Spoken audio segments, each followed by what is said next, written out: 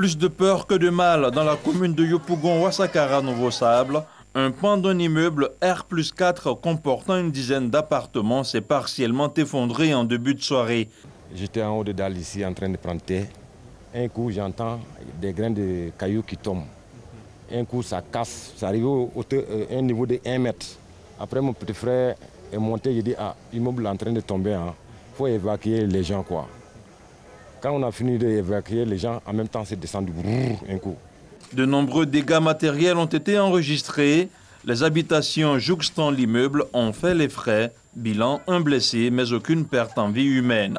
J'ai une nièce qui était dedans. Elle est touchée au niveau des genoux, on l'a envoyée à l'hôpital. Moi, je l'ai envoyée à l'hôpital. Nous, on est là, tout le monde voit ce qui s'est passé. Ouais, le temps qui est dur, bon, je ne sais pas comment on va faire, sincèrement dit. Sincèrement, on ne sait pas qu'est-ce qu'il faut faire. Parce que nous, on est tous des débrouillards. Alertés, les secours ont porté assistance aux victimes. Des victimes encore sous le choc qui attendent d'être relogées.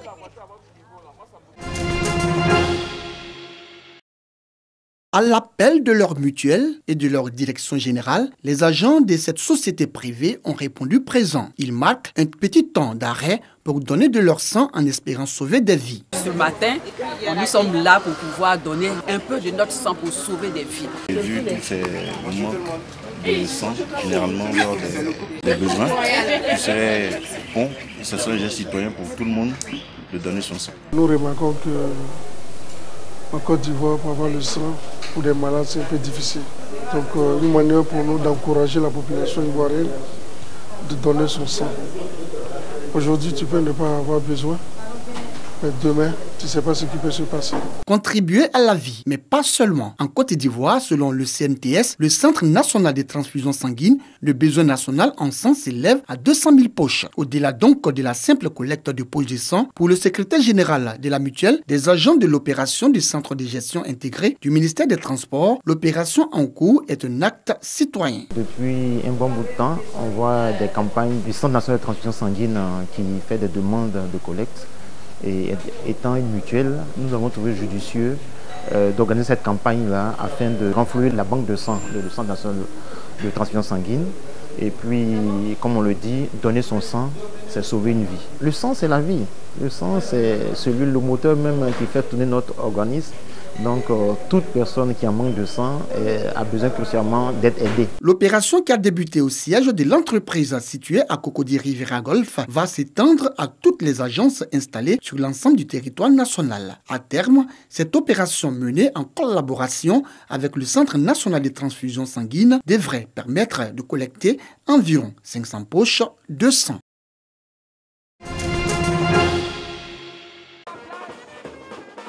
Abba Carnaval fait son entrée au stade Lano Bamba.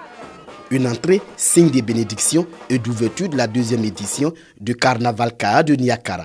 Venu des départements et sous-préfectures de Katiola et Niakara, le peuple tagbana veut valoriser son riche patrimoine culturel.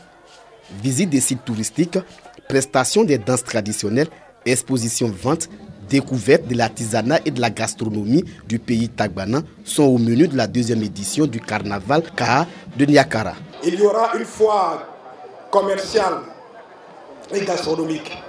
Et cela, c'est pour permettre de booster le tissu industriel grâce à la promotion de la culture, grâce à la créativité, grâce au talent des artistes. Population et visiteurs saluent la tenue de ce carnaval qui se positionne comme un rendez-vous annuel pour la promotion du patrimoine culturel tagbana. Notre tradition, c'est aujourd'hui beaucoup s'imprègne aujourd'hui. Il y a beaucoup de choses cachées. Tout ce qui est caché va ressortir. Nous sommes venus aider nos alliés, les Tagbana, à présenter leur culture, à dire comment est-ce qu'ils lisent le monde et comment cela peut contribuer au développement de la nation. Nous allons pratiquement travailler là-dessus, permettre à ceux qui ont des qualités, qui ont des dons en la culture, de pouvoir exploiter cela pour qu'ils puissent vivre de leur art. Pendant 4 jours, près de 50 000 visiteurs vont découvrir le patrimoine matériel et immatériel tagbana. Cette deuxième édition du Carnaval Kaha va également promouvoir le pagne traditionnel.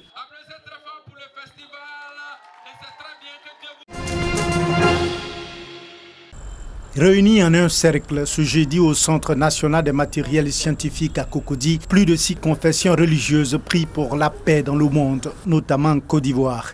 Pour les participants, la paix est un préalable au bien-être de l'homme. La paix, c'est un peu quelque part la porte de sortie. C'est la stabilité qui permet de pouvoir entrer dans toutes sortes de fonctionnements que nous voulons faire.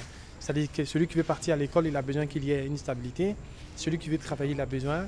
Celui qui veut gouverner, tout le monde a besoin qu'il y ait un certain climat avant de pouvoir commencer quelque chose. C'est pour ça que la paix est quelque part indispensable. La paix est importante pour moi parce que ça va me permettre d'abord de vivre en paix, d'abord être en paix intérieurement avec moi et puis avec mon entourage, dans ma famille, autour, avec mes amis, dans ma profession, avec mes coreligionnaires. La paix est nécessaire pour pouvoir vivre en harmonie avec les autres. À l'occasion de cette journée de la paix, les Raéliens ont rassemblé des membres de nombreuses confessions religieuses, notamment des musulmans, des chrétiens, des bouddhistes, des animistes, autour de la question de la paix. Pour avoir la paix durable, il faut pardonner. Parce que quand il n'y a pas le pardon, il n'y a pas l'amour, il n'y aura jamais de paix. Il faut éviter de chercher à écraser son prochain. Nous parlons de la paix. La paix, c'est l'affaire de tout le monde, qu'ils soient musulmans, qu'ils soient non musulmans. Donc nous venons à cette cérémonie pour apporter la vision de l'islam à la paix. Que nous trouvons la paix ici en Côte d'Ivoire et dans le monde entier. En organisant cette conférence sur la paix, les Raéliens veulent promouvoir les valeurs qu'ils défendent. L'amour des différences, la non-violence absolue, l'éducation à la fraternité religieuse. Le développement commun, c'est la question de la paix, c'est la question du développement. Quelles que soient les options religieuses que les uns et les autres ont pu prendre, c'est comme les doigts d'une main. La paume nous réunit tous, même si chaque doigt peut prendre une certaine direction. C'est ça, notre humanité, notre réalité, notre qualité de vivant nous impose de vivre ensemble, avec des pensées plus ou moins différentes. Les Raéliens projettent de construire en Côte d'Ivoire une ambassade pour la paix et la prospérité en Afrique.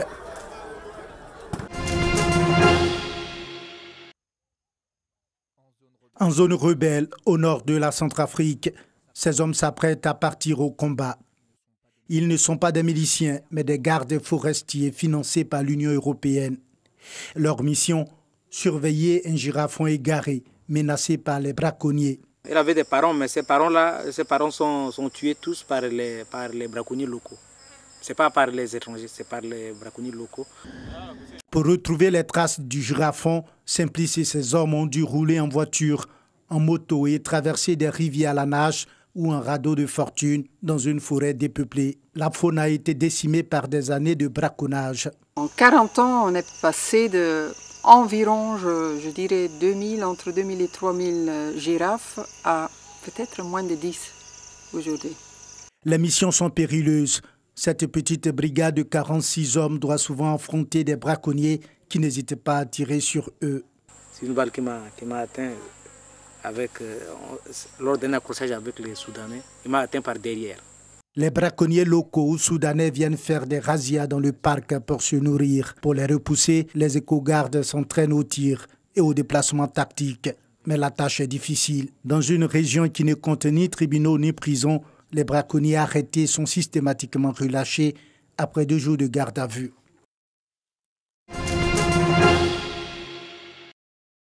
Au Yémen en guerre, la situation humanitaire est catastrophique. Les enfants sont les premiers touchés. Les gens arrivent de zones très pauvres où il manque de nourriture. Des mères ne peuvent plus acheter le lait pour leurs enfants, donc elles font bouillir du riz et prennent l'eau blanche du riz pour nourrir leurs enfants comme si c'était du lait. Et la situation pourrait encore s'aggraver en raison des combats à Hodeïda.